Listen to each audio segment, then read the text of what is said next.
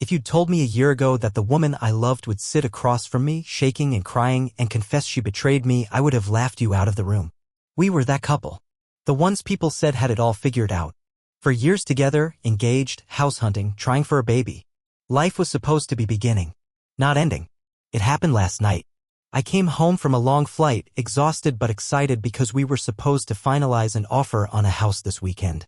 Instead, I found her pacing the living room, eyes red and swollen, clutching her phone like it was the only thing holding her upright. She didn't even let me set my bags down. "I need to tell you something," she said. Voice small. Broken. She fell apart before she got the words out. Sobs tore through her, and it scared me because I've never seen her like that, never seen her look so gutted. When she finally spoke, it hit me like a bullet to the chest. She'd been cheating. For 6 months. With a coworker. A guy I'd met, shaken hands with, shared beers with. I didn't say anything. I couldn't. My brain just froze. I sat there watching her crumble, feeling my own world shatter in slow motion. She told me she wanted to tell me everything. That she couldn't marry me with this lie hanging between us. She said she loved me too much to keep lying, but loved me too little, apparently, to have stayed faithful in the first place. She started at the beginning. December. A trip where she and this guy ended up working together. She said they connected. I remember her mentioning him back then. I remember the tight feeling in my chest even then, the uneasy gut instinct that something was wrong. I brushed it off. Trusted her. God, I trusted her. She told me they started texting a lot. Then calling. Harmless at first. Friendship, she said. Then somewhere along the way it changed. The first time they slept together it just happened, she claimed. They were drunk. Lonely. Missing home. Missing me, apparently. It didn't stop there. 5 times, she said. Over 6 months. Each time leaving a little more of our relationship in ashes she didn't even bother to tell me about. I asked why. Why risk everything for, what? A fling? Some excitement? She said she felt disconnected from me. That during the pandemic we had gotten lazy, complacent. That I stopped initiating affection. That she felt unwanted. It hurt hearing that. Not because it wasn't true, it was, at least partly. We had drifted. But drift isn't a free pass to tear someone's heart out. And yet, even as I sat there, destroyed, a part of me understood. That's maybe the worst part. That even in my own betrayal, I could see the cracks we both let grow. She stayed in the guest room that night, sobbing so hard I could hear it through the walls. Dry heaving into a pillow while I lay on our bed, staring at the ceiling, wondering how the hell we got here. Sleep didn't come. Only questions. Did she ever love me the way I loved her? How many lies had there been? Could I ever trust her again? Could I even trust myself to know what was real anymore? When the sun rose, it didn't feel like a new day. It felt like the last one. And somehow I knew this was just the beginning of the unraveling. I woke up around 6. Her side of the bed was untouched. I found a text from her. "I'm staying at Kate's. Please take all the time you need." No apology. No explanation.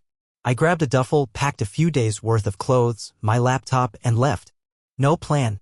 I drove until I hit a small town 2 hours away and pulled into a gas station.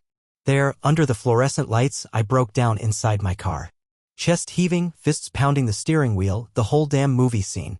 I called Matt, my best friend since college. He picked up immediately. I couldn't get the words out at first, just gasping into the phone. When I finally choked it out, he didn't say much. "Come over," he said. "Now." I drove straight to his place. Matt and his wife, Anna, welcomed me without questions. I spent the morning on their couch, alternating between silent stares at the ceiling and short, broken explanations. By noon, I had made 3 decisions. 1, I wasn't going back to that house anytime soon. 2, I needed to find a place to stay. 3, I was canceling the wedding. I called the venue first. The woman on the line was sympathetic but curt. Yes, I would lose the deposit. No, there was no exception. Next, I called my parents. Telling them hurt worse than I expected. I could hear my mom's heart breaking over the phone. My dad was silent, just breathing heavily on the other end. Meanwhile, texts from her kept coming. "I'm sorry. I don't know why I did it. I still love you." I muted her number. By evening, Matt helped me start looking for short-term rentals. We found a furnished studio downtown. Expensive, but I didn't care. Around 10 p.m. I finally went back to the house. It felt haunted. I grabbed more essentials, important documents, some personal stuff, and left without touching anything that smelled like her. The last thing I did before walking out? I took the framed photo of us from the mantel and turned it face down. I locked the door behind me without looking back. The studio apartment smelled like fresh paint and desperation. A bed, a table, a couch that was too stiff. But it was mine now. My safe house. I dumped my duffel by the door and sat heavily on the bed, staring around at the emptiness, wondering if it would ever feel like home. The next morning, I started making lists. Utilities to set up. Addresses to change. People to notify. Anything to keep me busy. I called the realtor to back out of the house purchase. Lost the deposit. Another good punch. I forwarded the cancellation notices for the wedding to her. She didn't reply. I figured she wouldn't. That afternoon, I returned to the house to pack. It felt wrong stepping inside, like trespassing into a life that no longer belonged to me. She had left most of my things untouched, almost like she couldn't bring herself to touch anything we had built together. I boxed up clothes, personal files, a few sentimental items that still felt like me and not us. Every drawer was a minefield, our matching coffee mugs, a scrapbook from our second anniversary, the onesie we'd bought when we started trying for a baby. I stared at that onesie for a long time before finally shoving it into a box labeled donations. Some things I realized couldn't be kept without poisoning the future. The garage was the worst. Shelves lined with holiday decorations, camping gear, projects we'd have started. Evidence of the life we were supposed to share. I packed my tools, my fishing gear, left the rest. I wasn't going to strip the house bare even if part of me wanted to. I spent the next 2 nights sleeping on the mattress in the studio, still wrapped in plastic. Matt came by with beer and pizza, his presence a silent anchor. We watched a game without really seeing it, the sound low, the tension thick but unspoken. He didn't push and I was grateful. Some things can't be fixed with words. By the 3rd night, the texts started again. She wanted to meet, to explain more, to talk things through. I ignored them.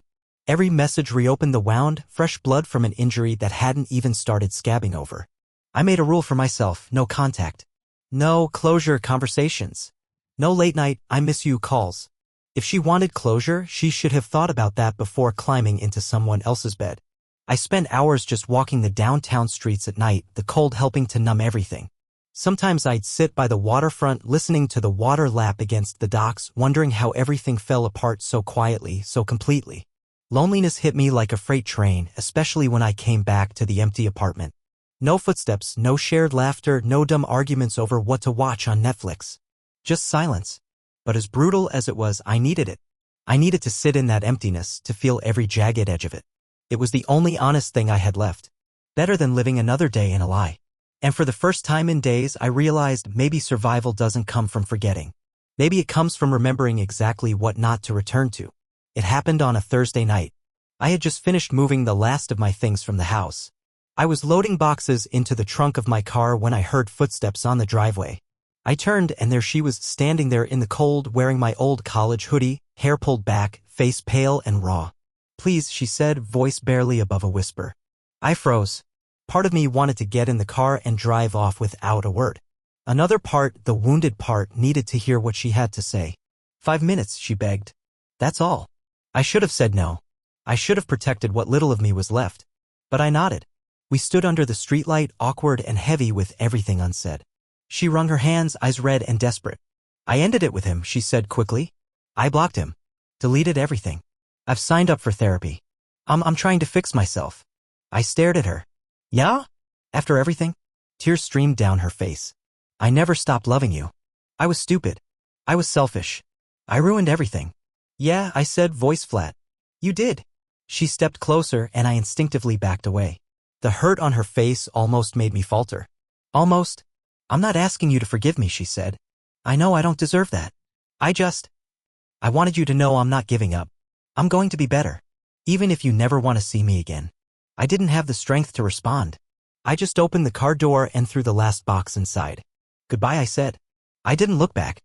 I drove to the studio with my heart pounding, anger and grief swirling together until I could barely breathe. When I got inside, I smashed a cheap glass against the wall, the shatter loud and final. I slid down the wall and sat there, head in my hands, feeling the full weight of it, the death of a future, the betrayal of a best friend, the realization that sometimes love just isn't enough. My phone buzzed from across the room. I didn't even check. I knew it was her. And for the first time since it all began, I didn't feel the urge to answer. The days after the encounter blurred together. I threw myself into setting up my new place, buying furniture, assembling shelves, organizing drawers. It was mechanical, thoughtless. Anything to avoid the dead air of loneliness. Every time my phone buzzed, my heart lurched, but I refused to check. I turned off notifications, deleted our old pictures from my gallery, hid the albums. I knew if I let myself look even for a second it would undo me. Matt kept checking in. Sometimes we grabbed beers after work, sometimes he just came over and we watched mindless TV. His presence helped more than he probably realized. It was the first time in weeks I felt like I wasn't entirely alone. One evening, about a week later, while reorganizing boxes in my closet, I found the notebook where we'd been writing wedding vows. Mine was half finished. I sat on the floor and read the words I had written months ago, promises about loyalty, about growing old together, about protecting each other from the world. I laughed. A bitter, hollow sound. I ripped the page out, crumpled it in my fist, and threw it across the room. That night, against my better judgment, I opened her last text. It was long. A full confession. Not just about the affair, but about how lost she had been even before it started. How she had started questioning everything about her life, how the pressure to be perfect with me had made her feel small and unseen. How being with someone else gave her an illusion of control. She apologized profusely, desperately, but the words felt empty. Like trying to plug a sinking ship with tissue paper. She said she didn't expect forgiveness, but hoped someday I could understand. I didn't know what to feel. Pity? Anger? Relief? The next day, the realtor called. The house we tried to buy had officially been pulled off the market. The future we dreamed of, the white picket fence, the dog in the yard, the holidays around the fireplace, was gone. Signed away with my name. That night, I made a decision. I needed closure, not from her, but for myself. I dug through my boxes until I found a plain notebook. I wrote a letter, not to her, but to the man I used to be. The man who believed promises were unbreakable and love was enough. I wrote everything he needed to hear, that it wasn't his fault. That trusting someone isn't a weakness. That healing wouldn't mean forgetting, but moving forward anyway. When I finished, I tore the page out, folded it carefully, and tucked it into my wallet. A reminder, I survived. And I wasn't going back. The first real laugh I had in weeks happened over something stupid. I was trying to put together an IKEA coffee table. There I was, sitting cross-legged on the floor, surrounded by 100 screws that definitely didn't match the diagrams, cursing in 3 languages when I just lost it. Full belly laugh. It felt good. Strange, but good. Maybe it was the absurdity of it all. Here I was, a man who had almost bought a 4-bedroom house, almost walked down the aisle, almost started a family, struggling to put together a $50 coffee table like it was an engineering project from hell. Life sure had a funny way of humbling you. The thing was, I didn't feel broken anymore. Just dented. Maybe even a little wiser. Definitely less trusting, but not bitter. And for the first time, I realized that was a win. Matt noticed the change too. One night he clapped me on the back and said, "You're getting your swagger back, man." I laughed because, honestly, when your best friend uses the word swagger, you have no choice. I started going out more. Low-key stuff. Grabbing a drink, hitting the gym, hiking trails I hadn't touched in years. I wasn't out there trying to find myself or meet someone new. I was just living. Reclaiming the pieces she hadn't broken. Sometimes I'd catch myself thinking about her, wondering if she ever really loved me or if she just loved the idea of me. But those moments pass quicker now. They didn't drag me under like they used to. Ironically, I started feeling more attractive too. Maybe it was the new haircut. Maybe it was the quiet confidence that comes when you realize you survived the thing you thought would kill you. One night, out with some friends, a woman at the bar struck up a conversation. She was smart, funny, sharp in a way that didn't leave room for games. I smiled, made her laugh, even got her number. I wasn't in a rush, wasn't trying to prove anything to anyone. But damn, it felt good to know I still had it. Heartbreak hadn't destroyed me. It had reforged me. It's funny how you spend months thinking you're at rock bottom, only to realize later that rock bottom was actually the foundation you needed. A month after the breakup, life looked entirely different. My apartment was no longer just a place to sleep. It had personality now. I put up pictures from my travels, plants in every corner, shelves filled with books I'd always meant to read.